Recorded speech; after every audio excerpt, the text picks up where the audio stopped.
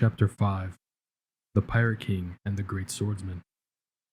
In a frantic rush, Luffy seized Helmeppo by the collar, dragging him through the echoing halls.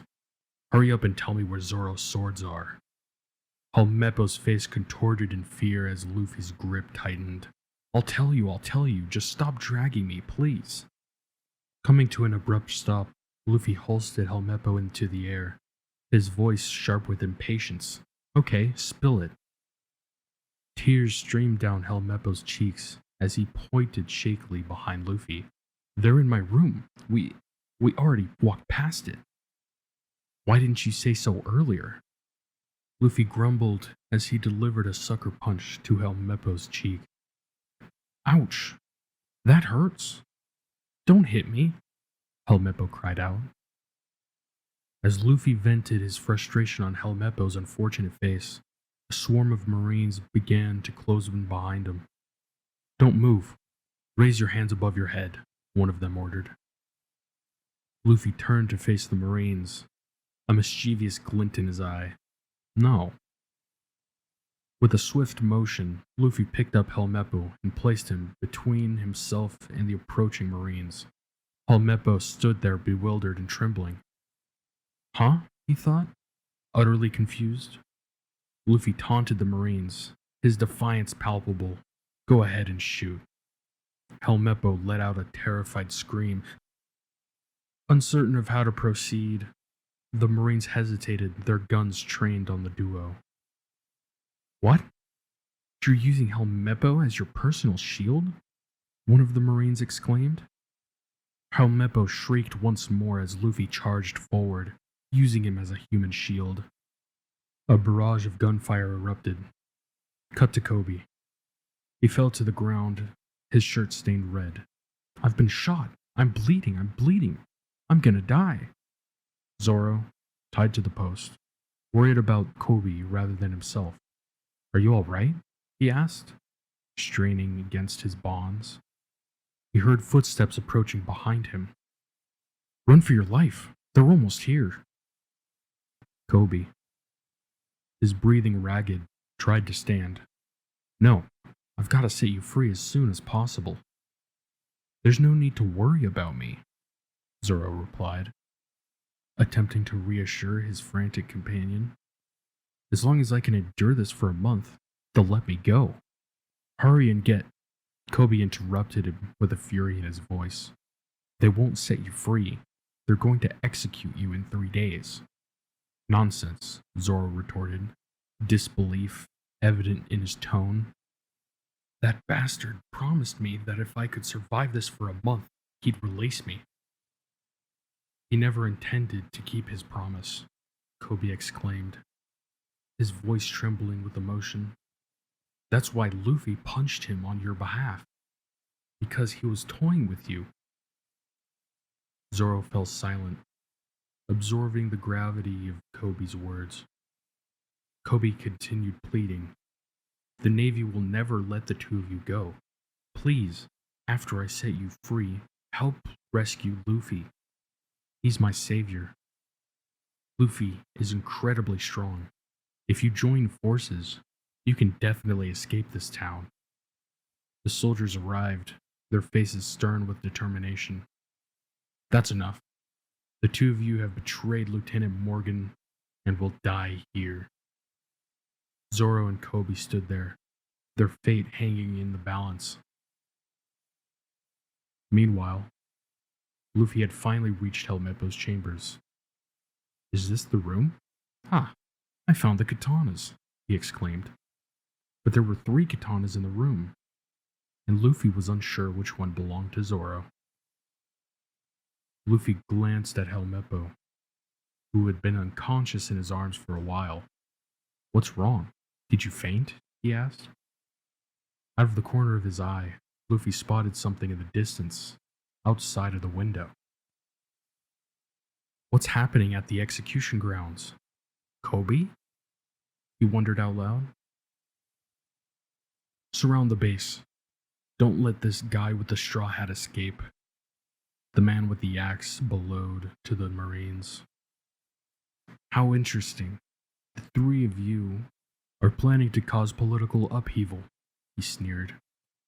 Roronoa Zoro, I've heard of your name for a long time, but do not underestimate me and my great strength.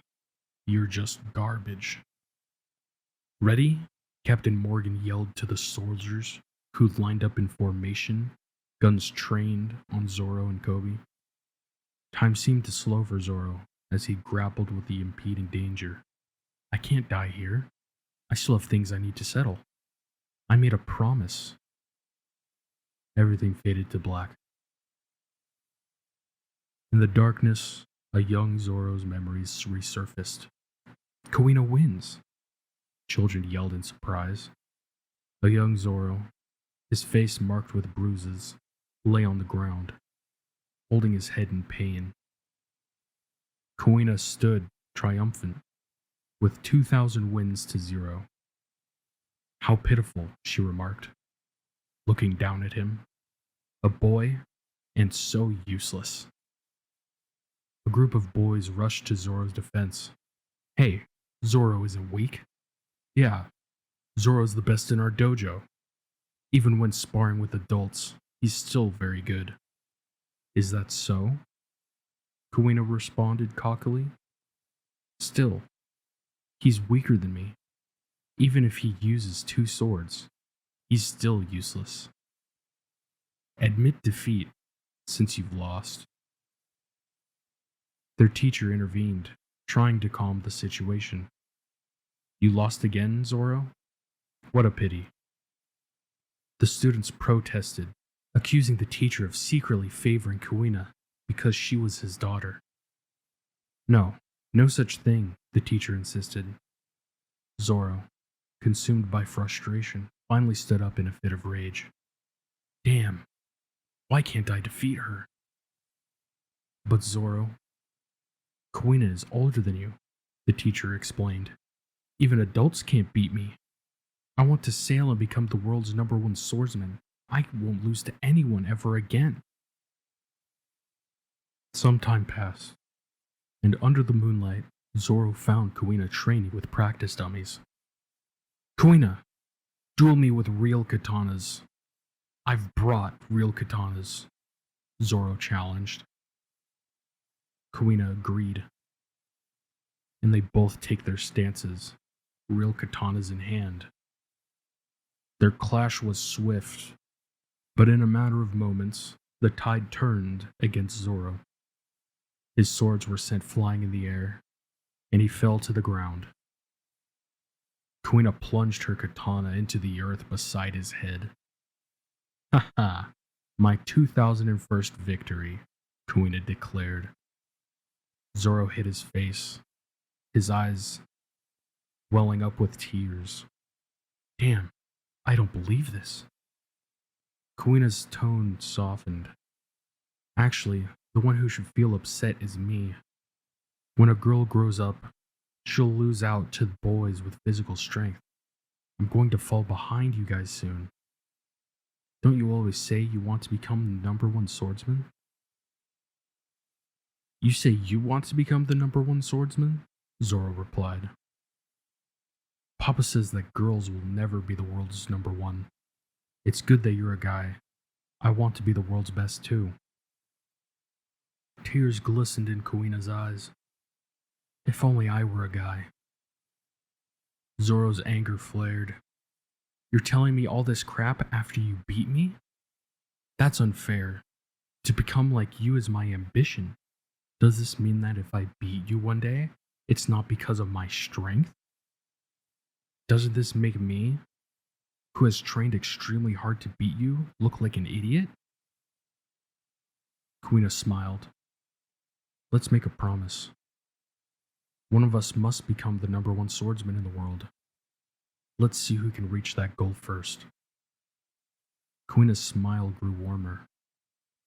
Stupid. You're the person who lost to me. I promise. The next day, Zoro is faced with a devastating turn of events. The children ran up to Zoro. Oh no, Zoro, something terrible happened. Kuina, she... She fell down from the stairs and died.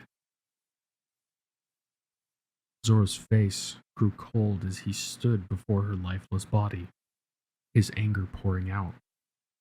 You bastard. Both of us made a promise last night, and now you're running away? Zoro's voice quivered as he continued to berate her, but there was no response from Kuina. In a fit of rage, he pleaded with her lifeless form. Zoro, please, don't be like this. Humans are really fragile beings, Zoro.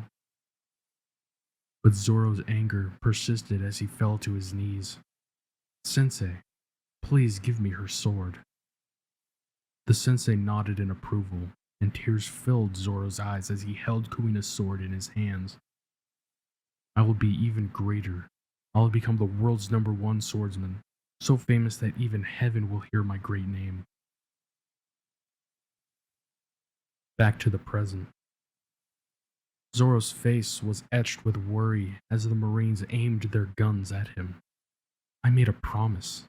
I can't die here. Luffy grips the windowsill and slowly pulls back his arms. Gum Gum, rocket! He shouted and launched himself out the window. Fire! Captain Morgan commanded. A sly smirk graced Luffy's face as he landed in front of Zoro's path, his arms stretched wide. The bullets aimed at Zoro and Kobe found an unexpected target in Luffy's rubbery body. Astounded, the Marines watched as their bullets were drawn into Luffy's elastic skin. It's no use, Luffy declared triumphantly, launching the bullets in every direction. The Marines, bewildered, began to retreat as their own gunfire came hurling back at them. Zoro stared at Luffy in awe and disbelief. What kind of human are you? Luffy laughed heartily. Haha, I'm the one who'll become king of the pirates. Zoro, faced with momentous decision, his eyes locked on the katanas Luffy had recovered. Look, which one is your treasured katana? Luffy held up all 3 katanas for Zoro to choose. I couldn't figure it out, so I brought all 3 of them. All 3 of them belong to me, because I use 3 katanas. Captain Morgan shouted from a distance, trying to intimidate them into submission. Resisting the Navy here together with me will make you outlaws. Or maybe you want to die here? Zoro, his spirit rekindled, glanced at Luffy and made a fateful choice. Rather than die here, why don't I accept your request and become a pirate?